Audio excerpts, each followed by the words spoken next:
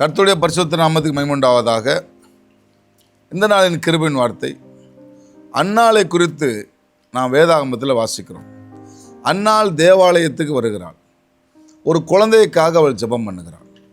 வருஷம் வருஷம் அவள் வந்து வருடம் குழந்தைக்காக அதே ஜெபத்தை அவள் செய்கிறாள். ஆனால் இந்த முறை அவள் தேவாலயத்துக்கு வரும்போது அந்த ஜெபம் கேட்கப்பட்டதாக நாம் வேதத்தில் பார்க்குறோம். அவள் ஜெபம் கேட்கப்பட்டதற்கு சில முக்கியமான காரணங்கள் இந்த முறை அவர் ஆலயத்துக்கு வந்தபோது சொல்லப்பட்ட விஷயத்தில் முக்கியமான காரணங்கள் நாம் பார்க்குறோம்.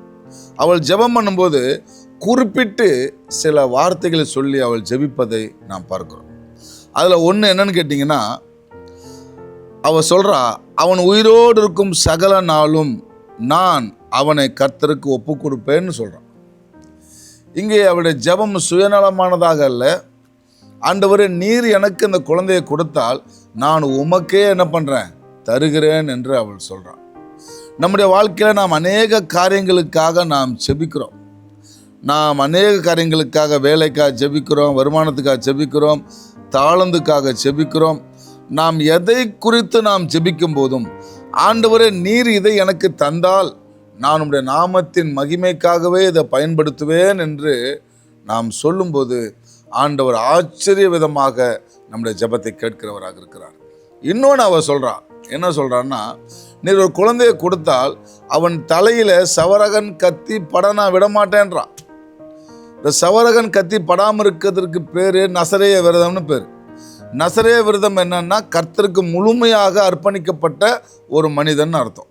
அப்போ என்ன சொல்கிறா, இந்த குழந்தையை நான் முழுமையாக நான் உமக்கு அர்ப்பணித்து விடுவேன்னு சொல்கிறான். அதே போல் அந்த நாட்களில் உலகம் கெட்டு கடந்த காலங்கள், கர்த்தருடைய ஆலயத்தில் வருகிற மக்களே பாவம் செய்த காலம். அந்த காலத்தில் அவள் ஆண்டவருக்கு சொன்ன அந்த பொருத்தனையின்படி சின்ன வயசுலேயே கொண்டு வந்து தேவனுடைய ஆலயத்தில் அவனை விடுறா. அவன் தேவனுடைய ஆலயத்தில் வளர்க்கப்பட்டான், மகாபிரிய தீர்க்கதரிசியானான், பரிசுத்தமானவனாக வளர்க்கப்பட்டான்னு சொல்லி நம்ம பார்க்குறோம்.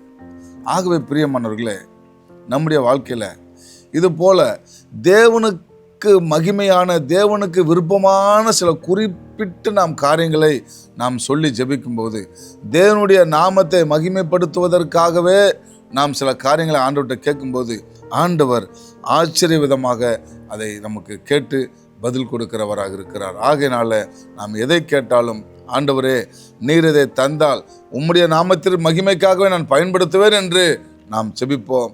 நிச்சயம் ஆண்டவர் நம்முடைய ஜெபத்தை கேட்டு நமக்கு பதில் தருவார். ஆமென்.